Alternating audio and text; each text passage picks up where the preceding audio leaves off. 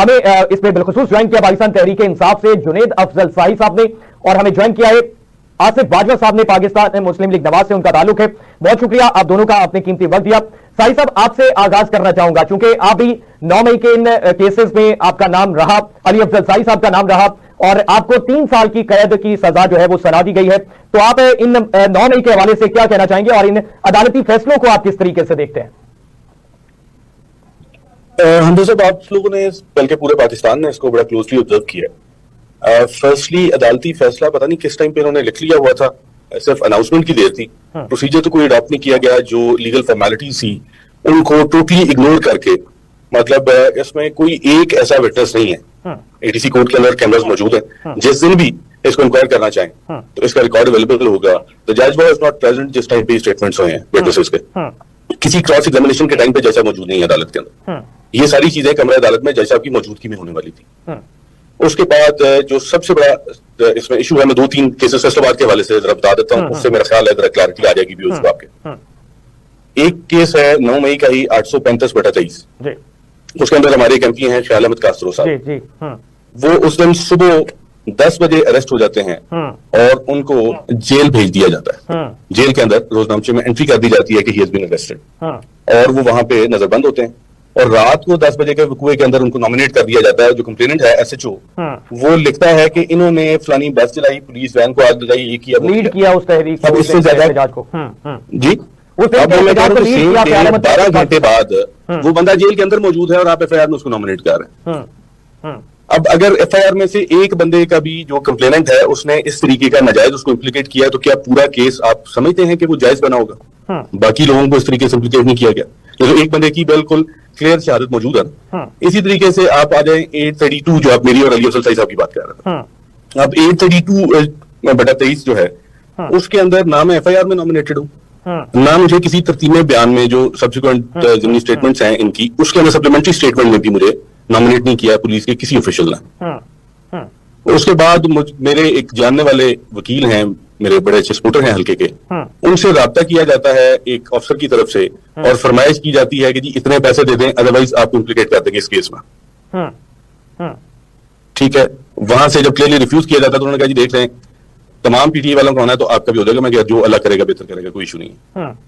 अब जब तरतीब बयान में भी नहीं आता, मैं एफआईआर में भी नहीं आता, तो एक को एक्यूज से स्टेटमेंट जो है वो लिखवा के बताया जाता है कि जी उसने मुझे नॉमिनेट कर दिया।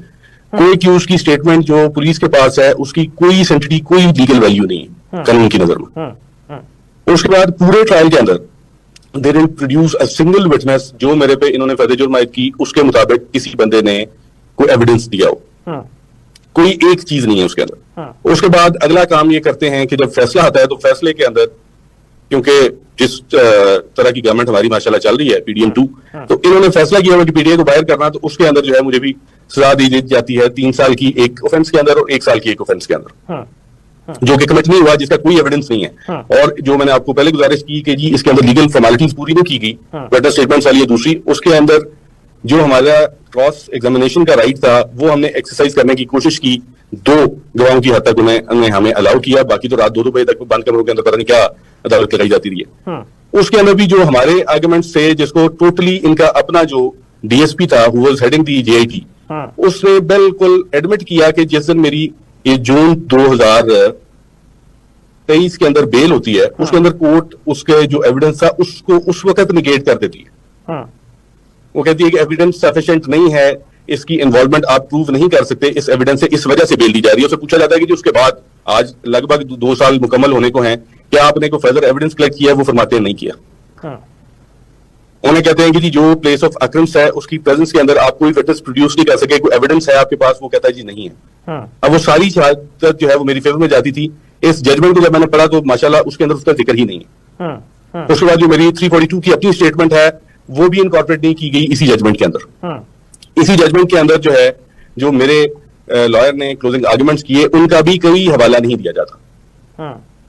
एक पुलिस वाला जो है वो फरमाता है कि जी जो इनकी विटनेस की स्टेटमेंट्स हैं जिसके ऊपर मुझे सीरियस कंसर्न इस वजह से हैं कि हमारे किसी एक मुल्जिम को किसी एक डॉक्यूमेंट की आज के दिन तक सर्टिफाइड कॉपी नहीं प्रोवाइड की। डिस्पाइट माय सेवरल एफर्ट्स, मैंने कहा कि मैं 342 का स्टेटमेंट तब दूंगा जब आप मुझे वो कम से कम विटनेस के स्टेटमेंट्स दे देना जो आप लोगों ने प्रोड्यूस किए हैं, उसके सर्टिफाइड कॉपीज दे रहे हैं, बिकॉज मुझे शक है कि आप बाद में चेंज करते रहेंगे। तो वो स्टेटमेंट देने की बजाय उसमें मुझे सिर्फ इन्होंने जब क्वेश्चन दिया फॉर 342, तो उसके अंदर जो स्टेटमेंट थी उसकी कि मैंने फलां बंदों को जो है वहां पे नारे लगाते डिस्ट्रिक्ट काउंसिल में देखा, और जो प्लेस ऑफ अकरेंस है उसका जिक्र नहीं है कि वहां पे ये गए या वहां पे कुछ हुआ। उसकी एक्सटेंट तक भी मैंने बताया कि ये वो मौसूफ है जो पैसे मांग रहे थे, लेकिन चलें इसको भी आप लिख लें मेरी कंटेंशन को। और ये मौसूफ जो फरमा रहे हैं कि जी मुझे वहां पे देखा गया है, उसकी कोई एक तस्वीर होगी या कोई वीडियो होगी, अगर मैंने कोई नारा लगाया है, कोई तकरीर की है, उसकी कोई वीडियो कोई ऑडियो अगर नहीं है, हेट स्पीच का मेरे ऊपर इल्जाम लगाते हैं, तो उसके कोई ट्रांसक्रिप्ट ही लें, तो उसमें से कोई चीज नहीं दी।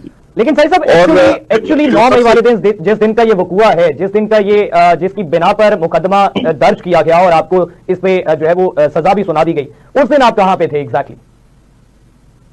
मैं फैसलाबाद में था।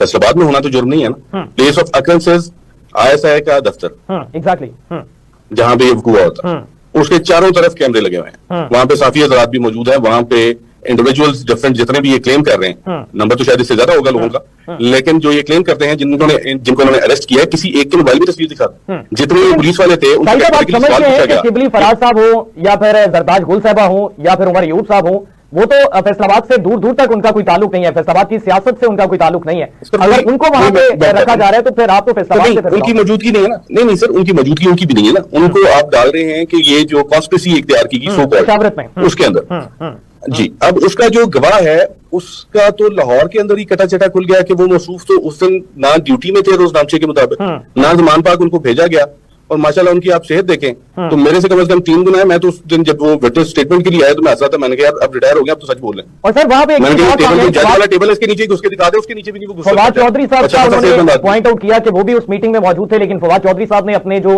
तमाम तर चीजें थी, एविडेंसेस वो प्रोवाइड किए और उनको भी फिर उनका नाम निकालना पड़ा। और फवाद चौधरी साहब अगर वहां पे नहीं थे और वो जो वहां पे आई विटनेस खुद को शो कर रहे हैं वो वहां पे झूठे साबित होते हैं, फवाद चौधरी साहब का नाम निकाल दिया जाता है, सो इट मीन कि वो तमाम तर गवाहियां जो हैं वो भी शक व शुबहात उस पे पैदा हो जाते हैं। सर सारी गवाहियां ही झूठी होगी ना। जब आप 10 बंदों को नॉमिनेट कर रहे हैं कि मैंने इनको वहां पे देखा है, और आप उनमें से 2 बंदों को छोड़ देते हैं, बाद में तफ्तीश के अंदर प्रूव करते हैं कि जी ये वहां पे मौजूद नहीं थे, तो हम कैसे रिलाई कर सकते हैं उस एविडेंस के ऊपर, झूठे आदमी के बयान के ऊपर जो कहता है कि जी 8 मौजूद थे। इसी तरह चक्री वाला है, उसके अंदर अंसर हल साहब को बाकियों को उन्होंने डाला कि जी यहाँ पे भी कॉन्स्पिरेसी हैच की गई। उसके अंदर भी जो एविडेंस देने वाले मौसूफ है एक्स ऑफिशियल है पुलिस के, वो भाईजान रिटायर हो गए हैं, उनका अभी दूर दूर तक किसी कुएं से ताल्लुक नहीं, किसी बंदे को फिजिकली जानते नहीं है। मतलब मैं आपको सबसे मजे की बात बताता हूँ कि JIT के हेड से लेके आपका जो इसमें कंप्लेनेंट है वो और बाकी बंदों से जब पूछा गया कि यार जिन जिन बंदों को आपने नॉमिनेट किया है, आप कहते हैं कि मैंने इनको देखा है, बंदे आपके सामने लाए, पहचान लेंगे, उसने कहा मैं किसी को नहीं पहचान सकता। आप मुझे बताएं कि वो एक बंदा किसी को जानता पहचानता ही नहीं है, तो कैसे वो नॉमिनेट कर सकता है कि जी कौन सा बंदा कौन था वहां।